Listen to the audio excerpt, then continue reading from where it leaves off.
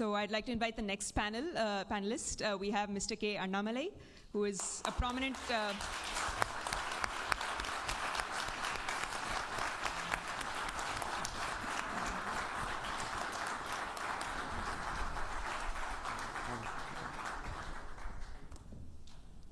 who's a prominent BJP party member, a Bharatiya Janata Party member, and a former president of BJP in Tamil Nadu. We have Mr. Ghanshyam Tiwari, who is the national spokesperson for the So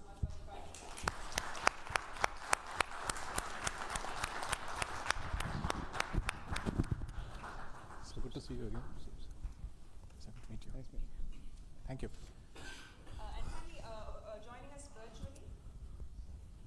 virtually from Delhi, we have Mr. Verghese George, who is the resident editor at the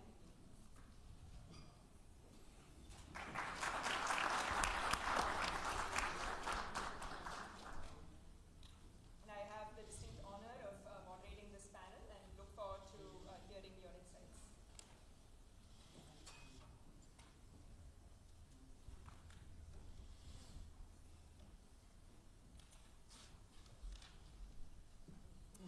So, am I audible? Am I audible?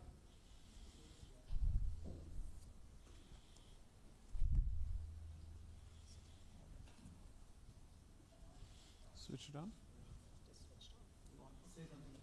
Sorry, am I audible? You can use this one. Oh, thank you. Thank you. Thank you so much, all of you, for joining us today. We sincerely appreciate it. So, given that we're talking about constitutional evolution, I guess the best place to start is at the very beginning. So, we look at the Constitution. We see we, the people of India, having solemnly resolved to constitute India into a sovereign, socialist, secular, democratic republic, and to secure all its citizens justice. So, I will start with the first word there, so sovereign. And I think that's particularly relevant in the case of Pahalgam. I'd like to start with actually Verghese George ji.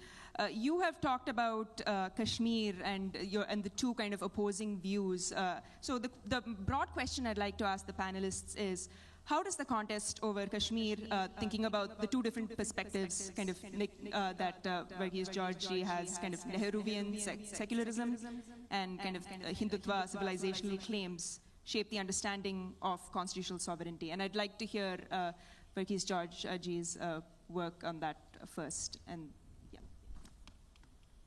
Well, I think you've just jumped to a rather several years old an argument which I had made, which is essentially in one line. The argument is that the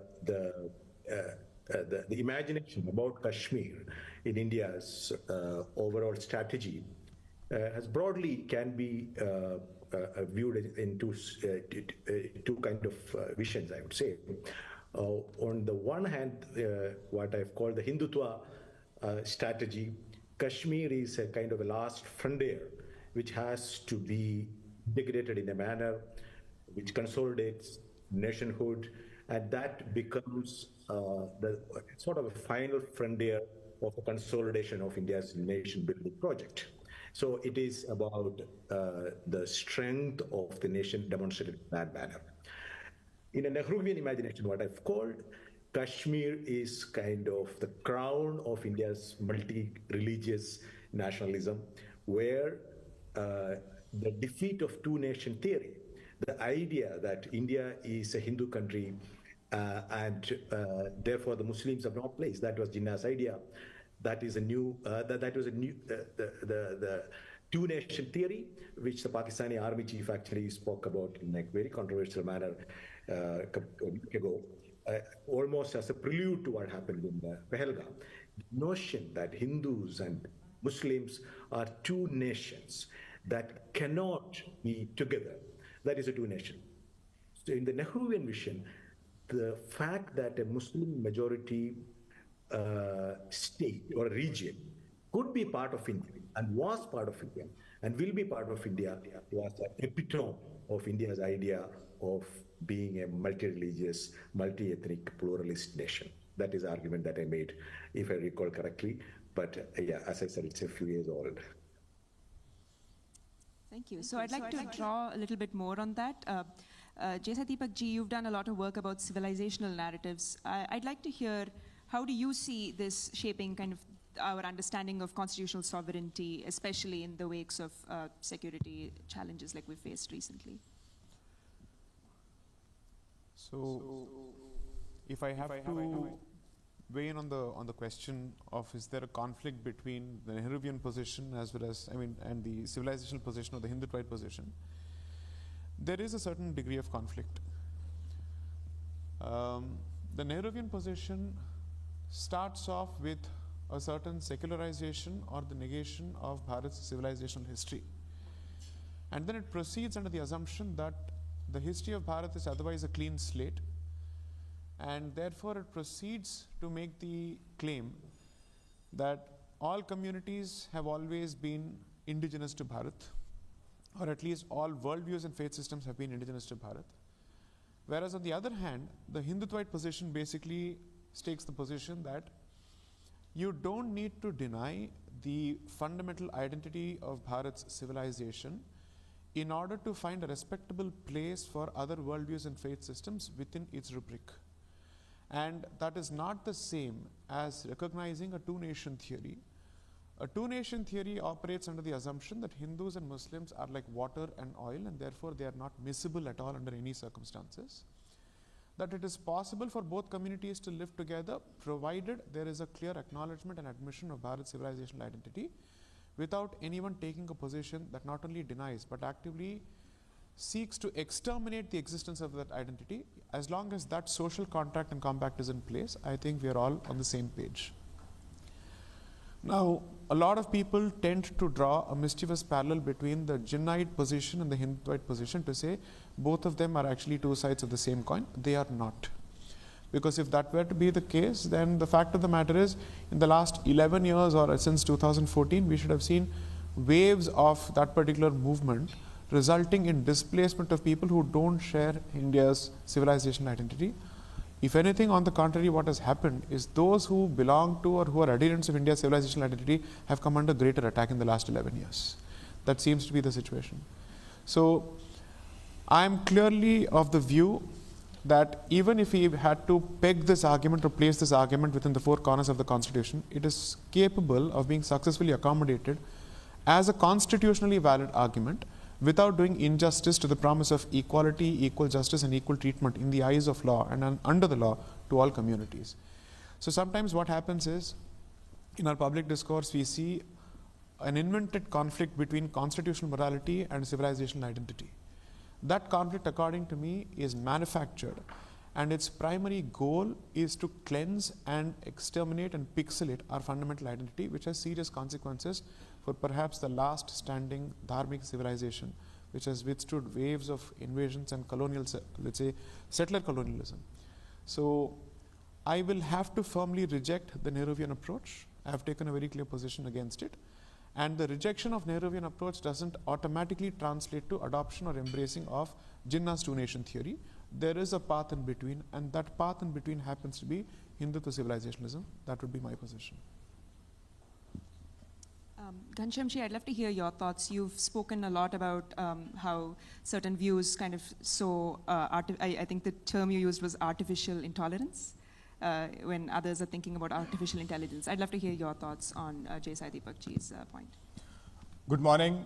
Thank you for this opportunity. Let me start by paying tribute to the victims of the Dastardly Act in Pahalgam. I think every one of us across the world feel that it could be us, it could be our family members, and every one of such violent activities pains us, strengthens our humanity, and then it brings to the fore the most important question that India faces in such moments. That is this a moment to rise as a nation together, or is this a moment to rise as a religion? Because religion is often pivoted as an anchor in such tragedies. As far as what respected J. Deepakji said, I believe in facts. And in the world of artificial intelligence, that is going to be even more important. I cannot compare Nehru to a phantom or to a ghost. the British Empire sucked the blood, the economics, the social fabric of India. No empire has killed as many people in any part of the world as the British Empire. So we can go on to fight the Aurangzebs and Akbars and Humayus, but the fact stays as is. And the people who fought that empire are the true founding fathers of India: Gandhi, Nehru, Patel, Bose, Bhagat Singh, and countless more people. I believe that these people came up with a constitution, and at that time there was an equal opportunity for everybody, those who believed in any other ideology, civilizational journey of India, to stand up, be counted first as freedom fighters for India, fighting this powerful empire. Second, as thought leaders whose thoughts will last and build the architecture of India for the next 75 years and more. Our institutions have lasted, the IITs have lasted, the systems have lasted, the preamble of our constitution has lasted. So for everyone to come and say that this is the ideology that I use to contradict Nehru, I believe such ideologies don't have anybody but ghosts to stand on. The reality is that counterfactuals don't run the future of a nation. In front of us, there was one team who fought for the foundation of modern India, and the ideas of that team has lasted. My final point, if one has to look at last 11 years and think about one person, just one person, because I don't believe in phantoms running the ideology. One leader who stood out and said, this is my ideology and this is how I'm going to defend it. Did you see that leader stand up in parliament and defend it or speak about it? No. In many years, in the last 11 years, after parliament has, our parliament has less sittings than number of Sundays in a year. We have had a time when the government in power decided not to convene parliament because of a state election, or the parliament was disrupted by the government in power. So these are important questions that has to be dealt with in the frame of our constitution. Just to conclude on what was said earlier, nationalistic and non-nationalistic. My father served Indian Air Force. I grew up traveling across 7-8 different states in the country, lived in towns and villages, and never ever, from Tamil Nadu, where I did my schooling, to Rajasthan, when the parliament was attacked, to Punjab, when there was terrorism in Punjab, never ever in a village, in a town, in a city have I found anybody waiting for somebody from outside to come and give anybody a certificate of nationalism. We believe that every citizen, especially in the 2024 election, when constitution became the centerpiece of the center focus of the election, every citizen, wherever they are nationalistic in their own ways, and the constitution becomes the framework by which our nationalism comes together and takes the nation forward. Thank you. Annamalai sir, I'd love to get your thoughts on that. I think the challenges in Tamil Nadu that Ghanshyamji brought up are slightly different, but relate very closely to what we're discussing. So I'd love to hear your on-ground kind of real-world, on-ground political experience in that. Thank you, Samyukta. I'll take some time to just get into the topic. And you marked a very important year called 2014 and the constitutional evolution. Many times when you go to the Western institutions, it might send a different message that there is something happening in Indian constitution post 2014, and what is happening is the current government trying to distort the constitution. This is a general feeling that at the Western side I keep seeing it, be it in Oxford and other places. We have to understand, if at all we are talking about constitution, the ethos of constitution, protecting the constitution, it is more in the last few years. I'm going to make certain comparisons post 2014 and before that. Our constitution is amended about 106 times till now.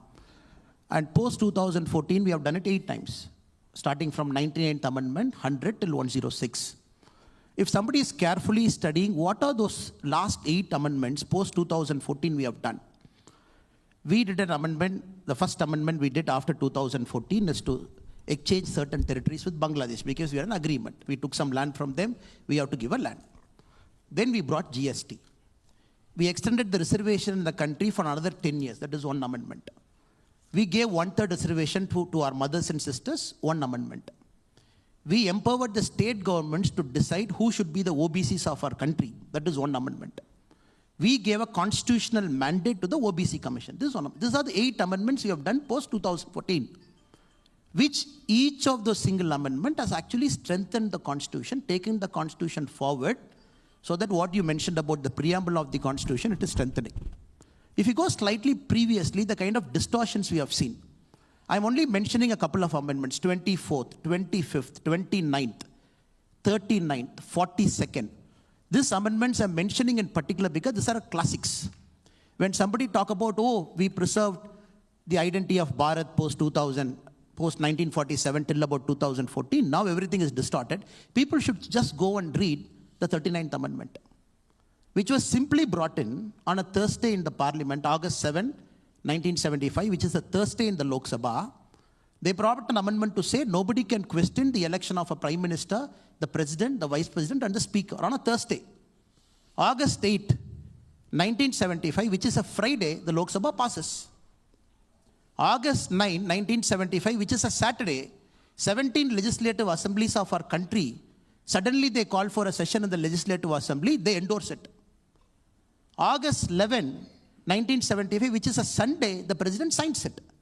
Because August 12, 1975, the case against Indira Gandhi ji madam is coming in the Supreme Court. Have you seen this kind of distortion? 42nd Amendment.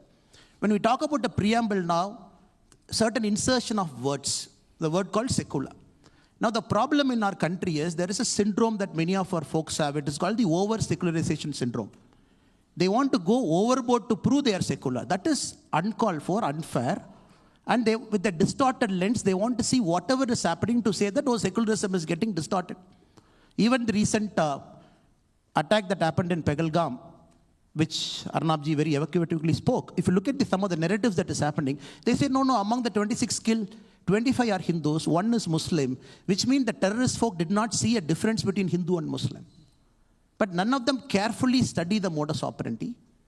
None of them carefully study what he said, what was actually happening in the field that particular day. I would say it is a very unfair defense. Many a times I keep facing it. 4 months when I did a small fellowship in Oxford, every single day, and the professors in UK, my only job from morning till night was defending that we are not doing anything wrong in our country. It is not a kangaroo court that is running our country. We are elected by the people. We have a mandate. I am just ending my argument with one more. 2013, the UPA government brought a bill. Luckily, it did not become an act. If I'm recalling that bill for you, it says Prevention of Targeted Violence, Communal Violence, 2013. If somebody is reading that bill, it came into the parliament. It was debated in parliament. If you read that bill, it says a communal violence can be done only by a majority community against a minority community. It says only Hindus can always be the aggressor. It is all the time the Muslims are the people who are suffering at the hands of Hindus. Luckily, the Congress government withdrew in 2013 because the elections were coming, it was becoming a big blowback. This kind of bills, this kind of debates happening. When my friend says that our parliament hasn't sat much, people just have to compare the dates. If people's job coming into the parliament is to oppose one man for the sake of opposing from morning till evening, not allowing the business of the house to happen, and then squarely putting the blame on the government. Did any point of time the government of the day now not call the parliament? Did they not invite the president to come and give the address? Did they prorogue the parliament endlessly to say that the parliament will not sit on a particular date? It is every elected person of this country has got a common wisdom to make sure the institutions of different government function normally. And that is very unfair. I'm very happy that you are starting this particular conclave with this topic so that people should understand what happened for the last 250 years was like a speed bump, a roadblock. Now we are only trying to set things in right historical context because in my table also you have mentioned Vikshit Bharat and the promise of a civilizational state. It is important that India should progress towards something called a civilizational state. And a lot of steps is happening in the last 11 years to make sure that is going to happen right in the times you are going to live. Thank you. Thank you.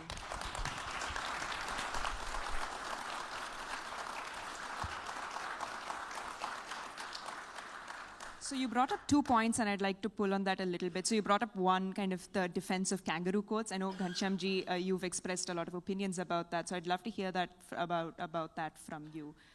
given that it's been an interest. I think in the interest of brevity and time, let me pivot the discussion to the future. We are at Stanford, the birthplace of foundational technologies that shape the future. So artificial intelligence is here. And if we have to judge, and the future generations will actually judge, it will be on their fingertips. Every one of us have mobile phones these days. What any speaker, whether it's the prime minister, whether it is journalist, nationalist journalist, or any other journalist, whoever it is, it's only a matter of time that the AI will judge everyone based on the content you have created. You can give your mobile phone to some kind of technology, and it will tell you that the content on your mobile phone, is it true? Is it hateful? Is it harmonious? Is it based on false propaganda? And there could be multiple sections. Professor Myra is there, so many professors would be there. I'm sure this will be scientific and it will be factual. And at that juncture, people will not have a place to hide. Because when a future person interested in history of India will read a lot of things that have been thrown out through various platforms, through media. I'll give you one simple statistics because we spoke about it. If you look at Google Trends and search for the word Hindu and Muslim, India is 80% Hindu. The internet imprint of the word Muslim sometimes is more than the word Hindu. Where is this content coming from? This is just in the last 11 years. This is not a by chance activity. This is a design. So when you analyze this mobile data, you will realize that who are generators of this content that technology will start classifying as hateful, untruthful, disharmonious, not for the Constitution.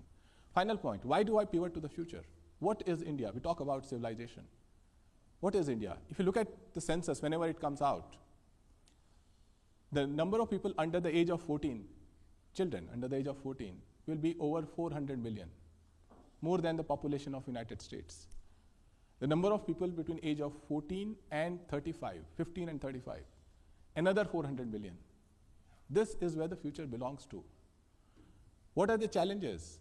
Those between 15 and 35, the challenges is what kind of skills they will have, what kind of universities they will go to, what kind of jobs they will have, and who are the people who will shape their thoughts as future citizens of India.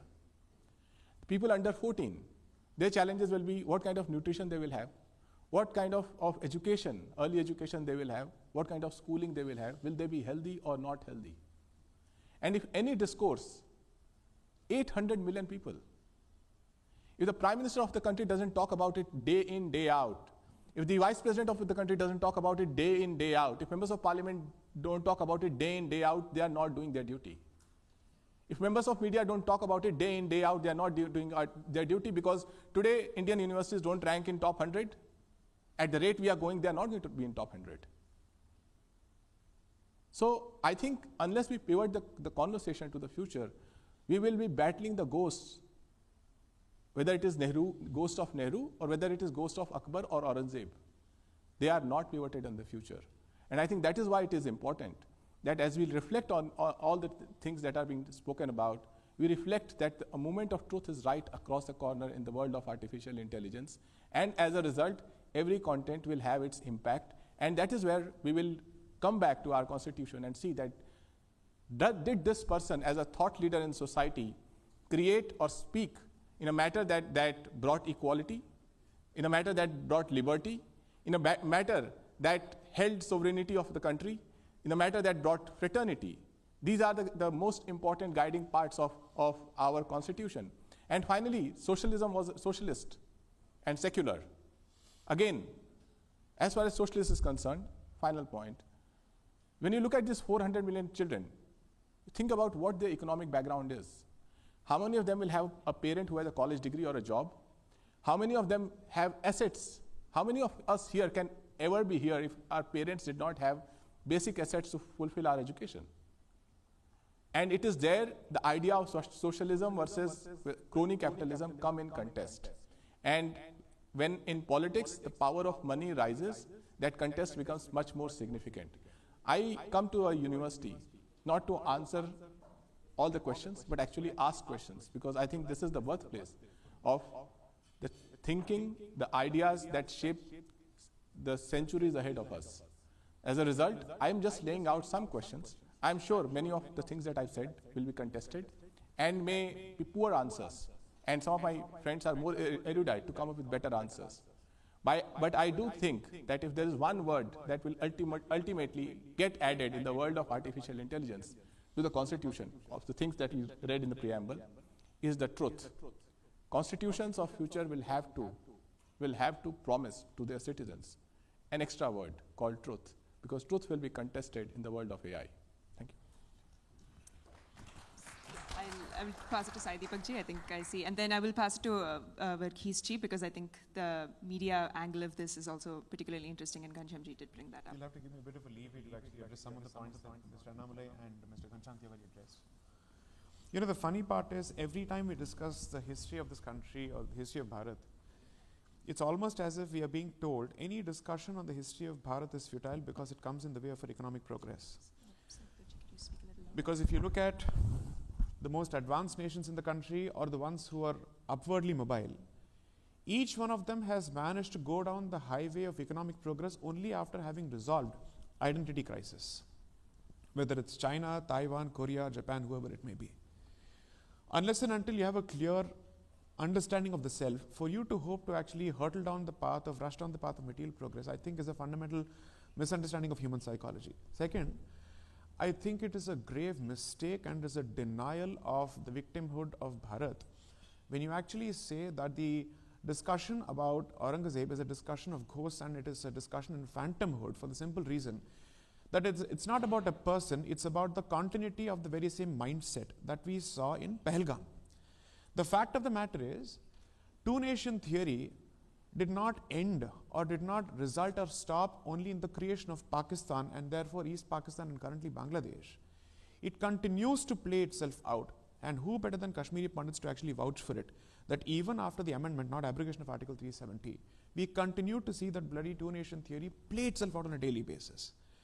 3, this is something that's very crucial when somebody says that artificial intelligence will only look at truth, it will only look at facts. Whether it is a document or artificial intelligence, it depends on the kind of prejudices that people load that particular system with at the outset. It is the kind of biases that people load it with. Artificial intelligence in itself is not the touchstone of truth. The fact that it is capable of fabricating truth, I think, is playing itself out on a daily basis. So let's be clear that whether it is a document such as the Constitution or artificial intelligence, it is capable of being fed a certain, let's say, worldview which loads the dice against others. Okay, now let's come to the question of truth, equality. Is a discussion on Article 370, which gives equal rights to everyone to become citizens of the state of Jammu and Kashmir, a discussion on equality or inequality? Is a discussion on giving fair treatment to the Dalits of Kashmir a discussion of equality or inequality? Is the abrogation of Article 35A, which resulted in mass discrimination of both women as well as Dalits in Kashmir, is it a discussion on equality or inequality? After close to 400 years of contestation, if one piece of religious worship is finally given to a particular community, that to a majority community, after 3 rounds of battles in the Supreme Court and the High Court and other places, tell me, what does it say about the constitutional security of this country?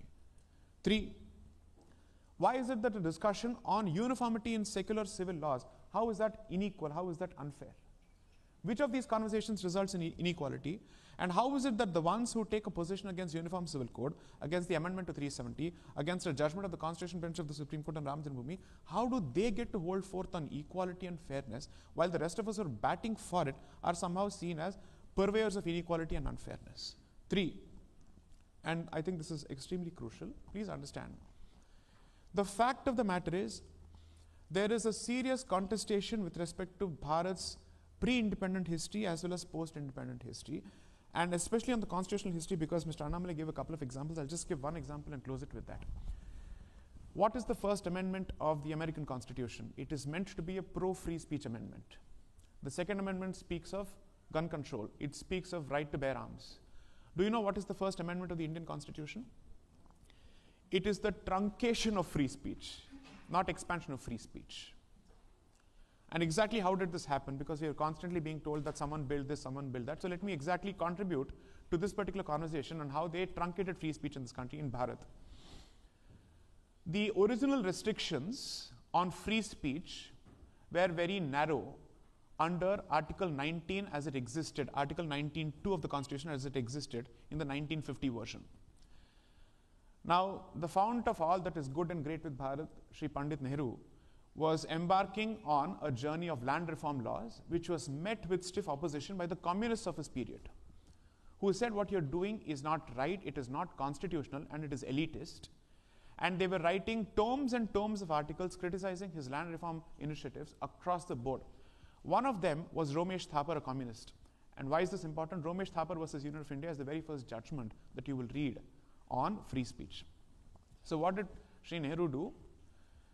All his land reform initiatives were put in a particular schedule of the Constitution, the 9th schedule, and 9th schedule, any law that is placed in the 9th schedule is rendered immune from a constitutional challenge before any court.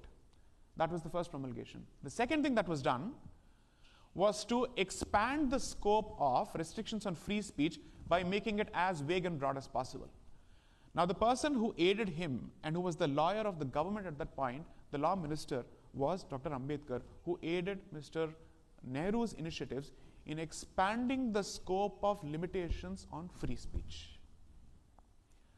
And till date, unfortunately, nobody has brought or dragged the First Amendment to the Indian Constitution to the court, challenging its own constitutionality, saying, how did this even happen in the first place? So to actually hold forth on how they've built institutions, if somebody has a problem with the extent and the state of free speech in Bharat today, then go back to the prime mover, the root cause, the first cause of all that is great and good with Bharat, Sri Nehru. This is the reality of it.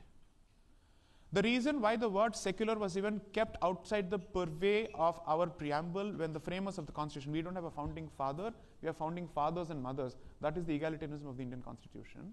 They said secularism is a word that is capable of multiple interpretations, some of which are rank mischievous. So keep it out.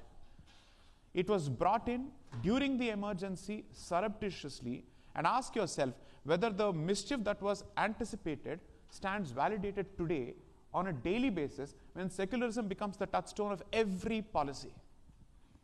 So I must say that please never approach constitutionalism or artificial intelligence with blinkers on as if it is free of any kind of biases or it is fundamentally neutral at the outset.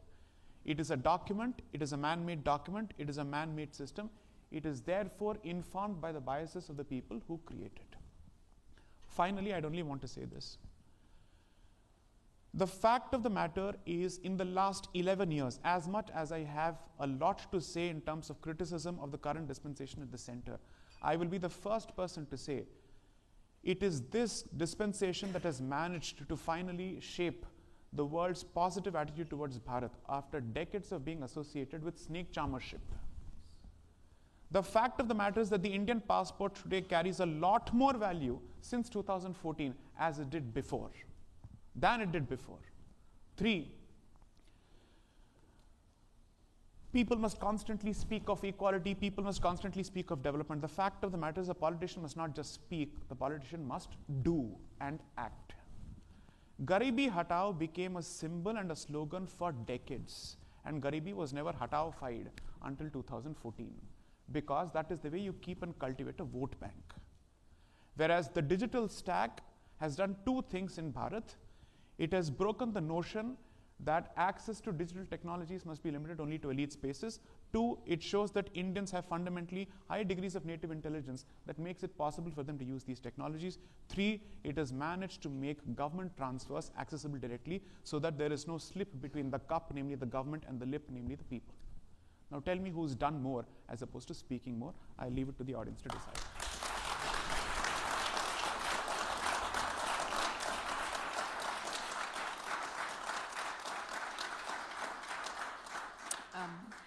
Verghese, I'd like you to weigh in on specifically Sai Deepak Ji's comments on free speech. I think that's something that you've spoken extensively about in your book on the Trump and Modi kind of relationship. I think I will very briefly touch upon that. As Sai Deepak is very correct in analyzing the fact, but the only additional point I would add to that thing is that there is a logic of the state, which is a very secular process, for the lack of another word. The logic of the state is that the state wants to control what is said, what is not said, what is censored, and what is propagated. So what is the syllabus? What is the national media? We all know about how information ecosystems are built and how it thrives. What are the business models? Therefore, yes, the state actually interferes in what is legitimate speech and what is legitimate politics.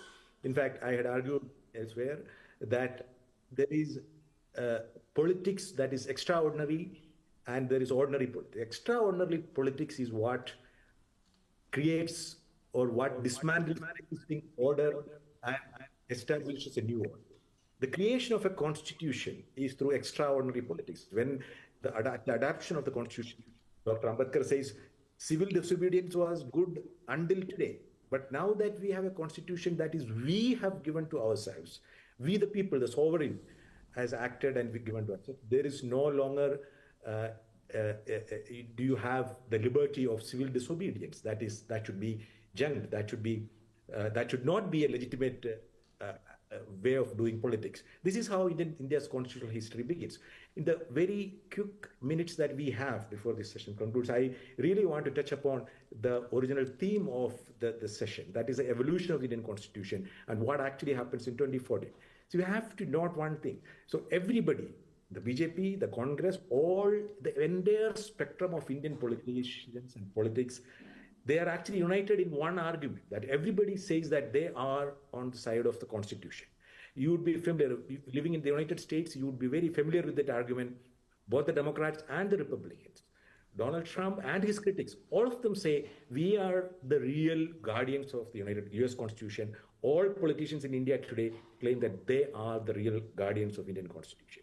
When you go all the way back to the 1950s, pretty much nobody accepted Indian Constitution. That's reality. Though we celebrated, everybody had something to say critical about the Constitution. The Marxists had one view, the Jan Sangh had a different view, the Congress itself, Nehru himself, Ambedkar himself would be looking at the Constitution, the freshly made Constitution, and looking for reasons or things that they thought were inadequately drafted or required amendment, and that is the whole thing began. But now everybody swears by Constitution. But in the interim, we have at least 3 occasions when insurrections actually challenge the constitutional order and try to rebuild what is order.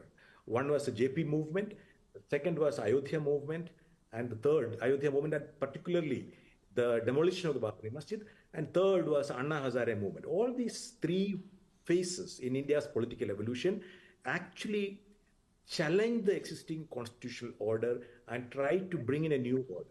I would say 2014 was the culmination in a way of restructuring the order. In fact, if you go back and actually listen to the speeches made at the inauguration of the Ram Janmabhoomi temple in early 2014, the Uttar Pradesh Chief Minister actually says the singularity of that moment. This is a moment that we had waited for hundreds of years. So there is a singularity of time and there is a singularity of the place. So a new order has been created. So what does a new order mean? There is a different way in which we define we the people. In fact, there is a very interesting segment in the Supreme Court judgment. So this is not only the BJP or the political process alone. In fact, it's also through judicial interpretation. When you look at the Supreme Court judgment on Article 370, what it actually interprets we the people. The question was whether Kashmir had any residual sovereignty left, because you had raised the question of sovereignty in the early part of this conversation. The Supreme Court concluded that Kashmir has no residual sovereignty which is separate from we the people as India as a whole. So what the implication of that interpretation is that, so you can have a majority that is won from any place, and you can change the structure or the rules or the rights of everybody, or particularly in another place. The point being that both in changing the structure of Kashmir's constitutional status, and in the recent Waqf Act, what actually happens is that there is no representation of the most affected people in that process. It is true that it is through a constitutionally valid mechanism of parliamentary majority how it is affected. But this actually compares with the original scheme of how when Sardar Patel himself was heading a special committee which was to address the special requirements of tribals, excluded communities, religious minorities, and it actually goes on to say that how their representation will have to be, their voices will have to be heard before you actually write the provisions that affect them. That is a significant change when you say people as a whole, the entire country as a whole, and that majority out of that thing, I fear that actually borders on the risk of majoritarianism as opposed to a representative parliamentary constitution. That is one thing. And I don't agreement with the fact, or argument about civilization identity and its heritage. But the only caveat we try to explore is civilization is also a journey. There is, when we speak about specific binaries, I would as much be in disagreement with the argument that the nation of India begins on 1947 or 1950 or 1952, as much as to say that there is a particular mode of Indian civilization, because we all know the modern Indian history is about Shuddhi movement. We want to actually know what actually is the purest of the civilization. There is the idea of Indian Islam being not authentic Islam because it has had local influences, local Hindu influences. So to civilization itself, whether you call it Hindu, Indic, Indian, whatever it is, that itself is an evolutionary process. Of you people who are sitting in Stanford, living in the United States, you would actually appreciate the fact that the idea of Indian civilization evolves. If you actually go and read very recent book of Manu S. Pillai's The Making of Modern Hindu Consciousness, or you go back to Diana Heck's A Sacred Geography, or R. Chambagalashmi. So the idea of what we called Hindu religion or Hindu faith or Hindu civilization, that is evolving over centuries and millennia.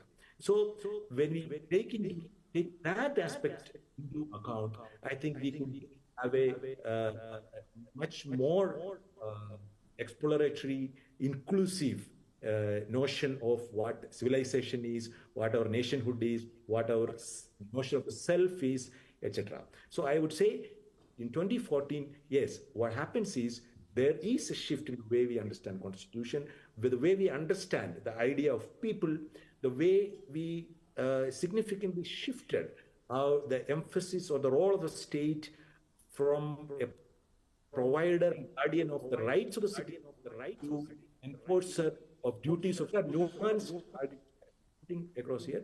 But there is a shift, and we are actually, I think Mr. Annamalai, somebody referred to, or Saidibek referred to the idea of a social contract. I would argue that we are in the midst of trying to renegotiate the social contract as it existed. There is nothing bad about it, but only thing that we have to be mindful is that renegotiation, relitigation of social contract, you have to be civilized, non-violent, very accommodative, with a larger purpose of making India stronger and equipped for the challenges of the day. Thank you so much, Verghese. I think now we'll open it up for questions. I'm sure a lot of people... Can I just respond to a few sure, points? Yeah, I think it's important to respond to that. A lot of words are thrown now, majoritarianism, this, that, constitutional distortion. One of the preeminent historian of our time, Arnold Toynbee, in 1971, in a lecture in Delhi, the Azad Memorial Lecture, he compared two countries, state of two countries, Poland under the occupation of Russia, 1600 to 1915, to India, continuous occupation, Bharat, by different powers to be. He said the first thing the Poles did in 1915, once they got independence from Russia, the first thing they did is, they went to their central square Russians during the invasion have put up the Russian Orthodox Church, a symbol right in the central square, because they felt every day the Poles should see. That should be an ocular symbol of the aggressor. The Poles, first day they came, they removed that, they threw it away. They said, we are Roman Catholics, we'll put our symbol. He compared that to what is happening in our country for a long, long time. When I talk about, I'm not getting into the Ram temple now, that is resolved. I'm taking about 2-3 other issues. It is not to ponder or to take the ghost out or the phantoms out, like my brother said. I'm just taking 2-3 examples. If you don't resolve it, you become an economic powerhouse. Where is your rootedness? Of course, you are going to be an economic powerhouse. It is not that India has decelerated economically. We are only progressing. That is another chapter for another day. I'm just taking the Benares Kasi temple. 1100, Qutbuddin Aibak destroyed. Khiljis, Goris. During the Babur time, a temple was built. Aurangzeb time, again destroyed. 1809, in the communal right, again destroyed. From 1835, a court case pending to accurately say where is the temple. On top of the temple, a mosque is built. 1991, conveniently we bring a law, because it is in the Congress manifesto. 1991, we bring a law and we say, places of worship at 1991, nobody should get into. Which was debated for 2 days. 2 days. Without a debate. Nobody can get into any of this as a debate, because we, the Congress party, we have decided, because we have a majority. 1947, when we got independence, post that date, only Ram temple is an unresolved issue. Other things are resolved issue. 1,000 years people are fighting. People are given life. It is a continuous battle. You bring a parliament law in 1991 to say nobody can debate about the Benares temple and the Gyanvapi mosque. When suddenly, when people want to talk about it, we are called as Hindutvaist, majoritarianism, and we are trying to distort the constitution. That is very unfair. Without resolving, you as a country, how are you going to move forward? Now, Mr. Chandrachud, the previous Chief Justice of our country, in one of his last judgment, he said, yes, right. We have to reopen and see the character of the mosque, whether a temple pre-existed. I think it is important now as a country, we get into a lot of these unresolved issues and start resolving in a peaceful way, in a sense of brotherhood, in a sense of fraternity, in a sense of respectfulness for all the community. There cannot be one single community which says that, no, we are the sole guardians of secularism in our country. In our country, Samyukta, you should be knowing this. There are 13,764 minority institutions. 13,764. The Constitution gives them a mandate. In this 13,764 minority institutions, no reservation is applied.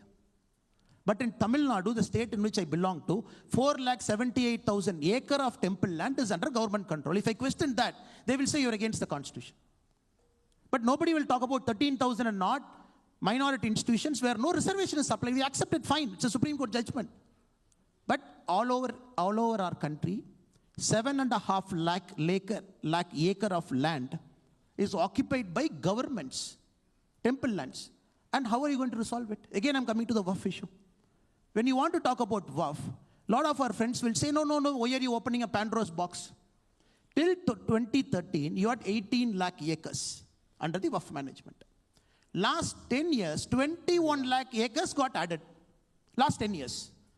39 lakh acres under the Waqf board.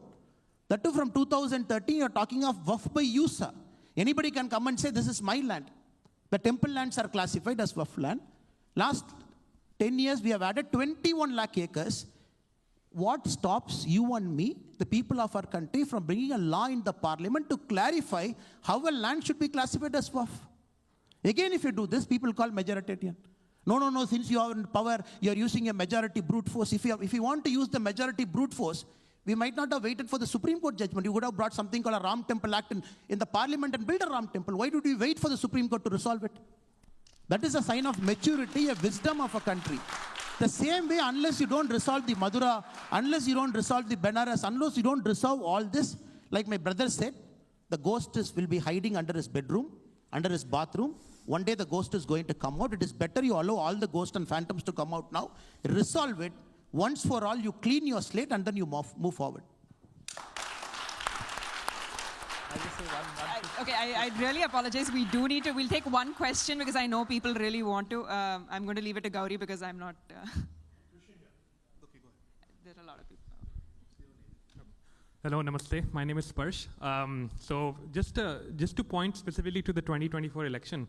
So in the run-up to that, we had the campaign by the BJP-led government where we were paving a way for Viksit Bharat.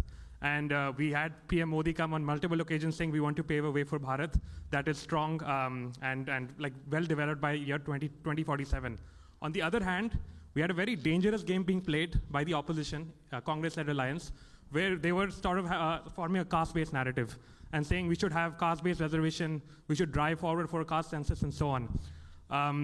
Ever since 2014, we have seen that PM Modi and the BJP-led government has done a lot in consolidating the Hindu votes and consolidating the Hindu society.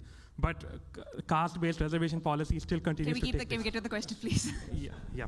So my question is, leading to 2047, is there ever a way where we can have independence of caste-based reservation and a meritocratic society? Who's the question? We request that we keep the comments short, please. Well, I think I'll link it to ghosts and others, phantoms. I think everything that has been said, I start with the point that I made.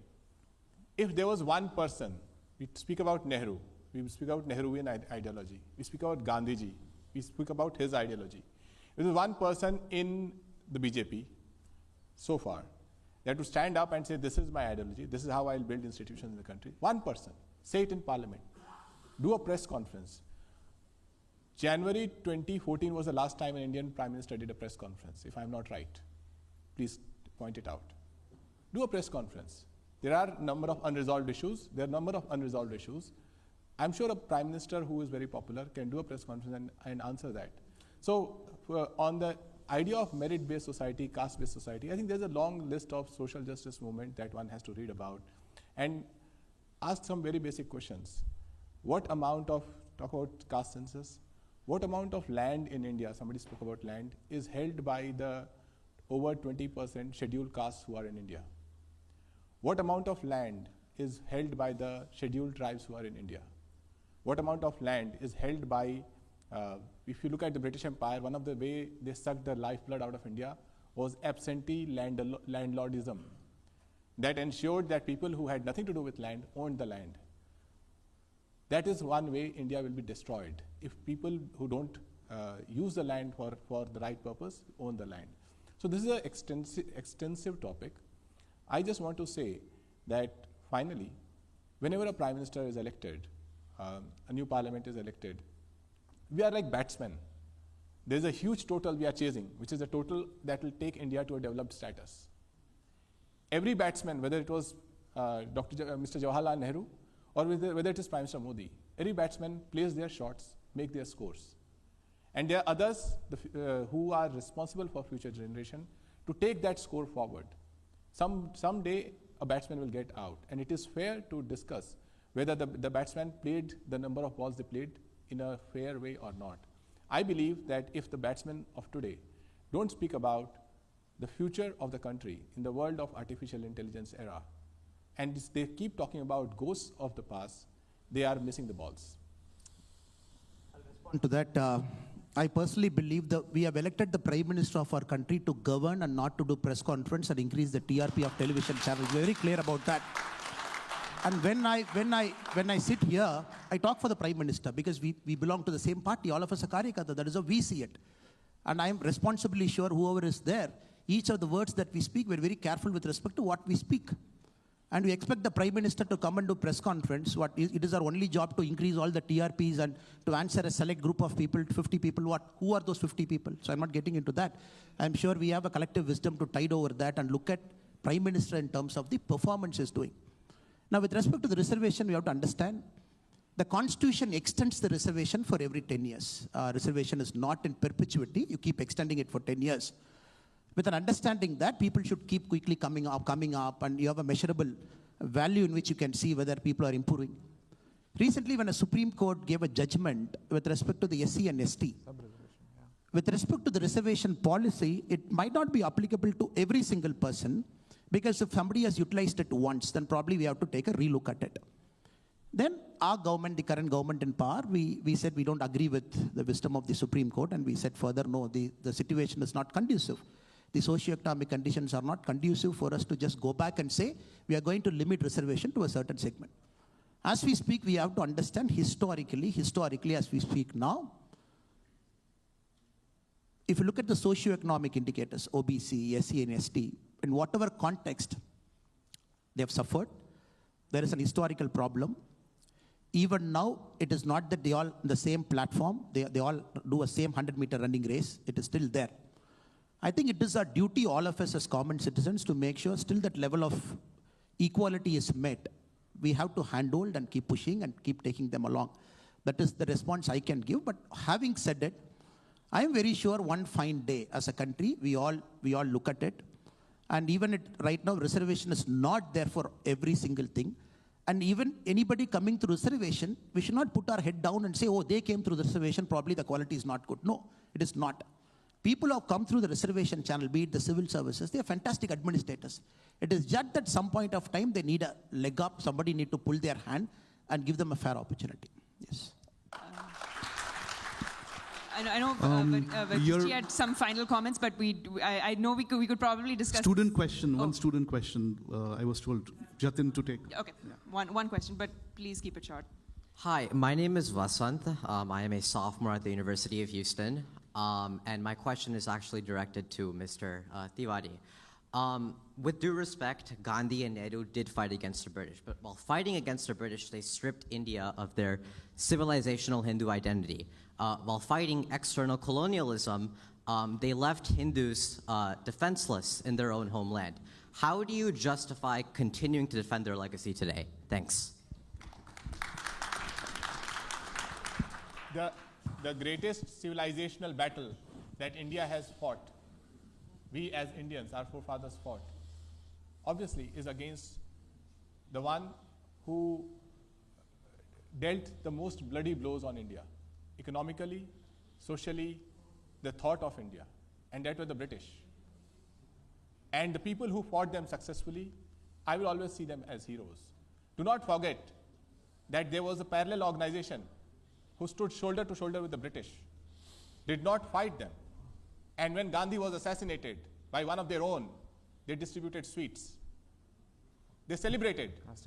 They ensured, they were accused in the court as a co-conspirator. Sardar Patel banned them.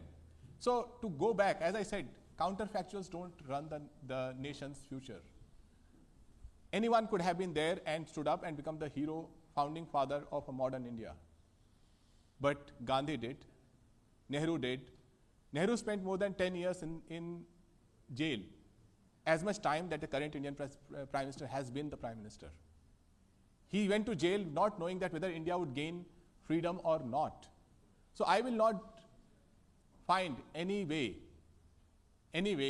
to belittle the contribution of anyone who fought the British and won us the freedom.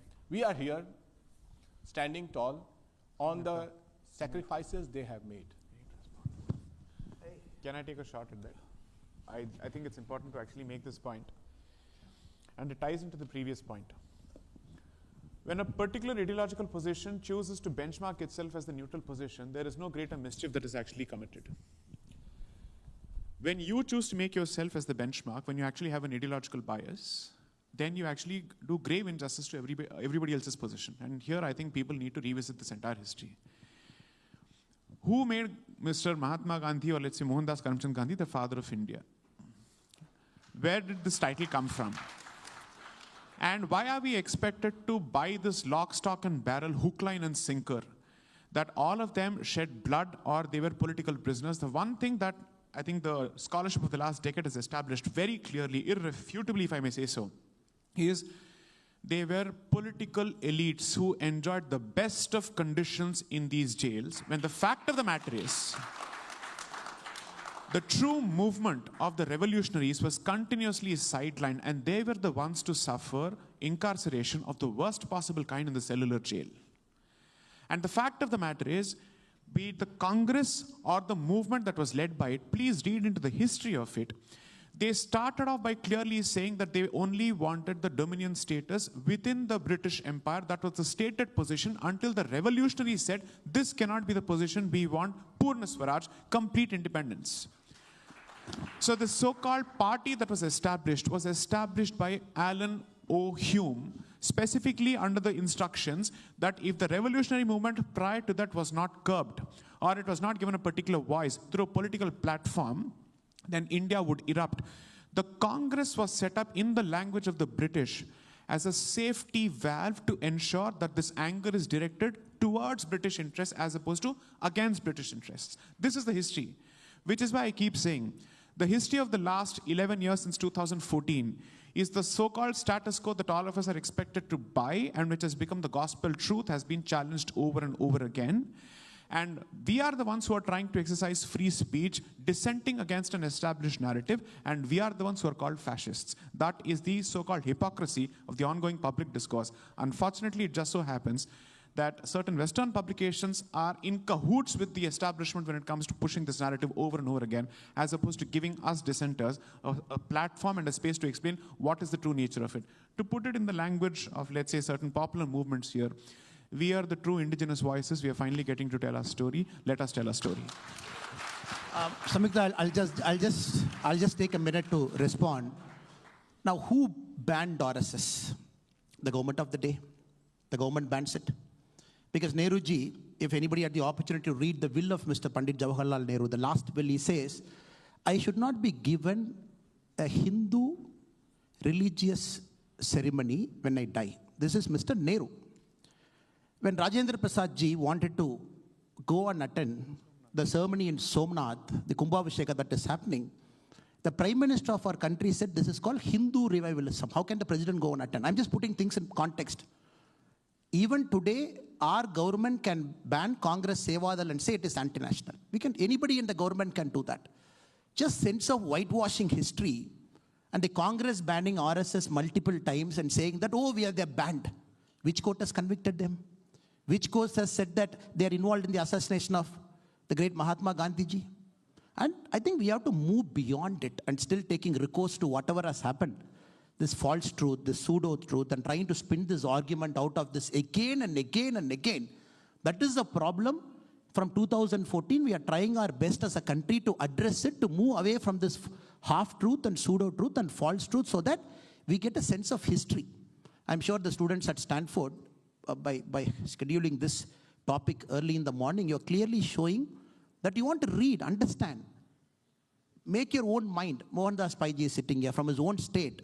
One of the greatest preeminent, the current writer, Mr. Bhairappa is there, historian. Somebody has got time, please read his foreword. He has written to Vikram Sambat's Tipu Sultan book. Just read his foreword. He says, I worked in the education department for a long time. When they want to even do some minor alteration to the history of Tipu Sultan, the education secretary used to ban saying, why do you want to do it? We have a certain sense of history that from 1947, let us continue. Why do you want to bring new things into Indian history? That is the problem.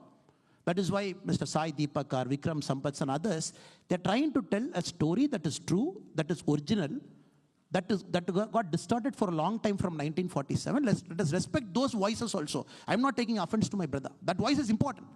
But let us put our mind to also understand the other voice so that you make your judgment, your decision by listening to both sides of the coin. Thank you so much. We will have really 2 sentences, please, Varghese ji, a quick finisher to this very firebrand of a panel. Well, I think thank you for allowing me to be with these esteemed colleagues and at the Stanford conference where, so only 2 lines as you put the limit on. So the question of caste reservation, that is a point of disagreement, point of agreement across all these opinions here and across India's political spectrum. Everybody agrees that caste-based reservation continues. That is an amendment which gets extended every 10 years without any controversy, without any debate. The last time when we had a debate on it was in 2015, when the RSS chief during the, said that there should be a debate on caste-based reservation. And in subsequent years, the chief himself has said that considering the historic particularities of India, this is not time to open a debate on it. It will have to continue as long as it takes. So that is a point of agreement, I think, everybody on this panel, and I think across all political parties and opinions, everybody in India seems to be on agreement on that. Thank you so much. Really appreciate everybody's participation in this panel.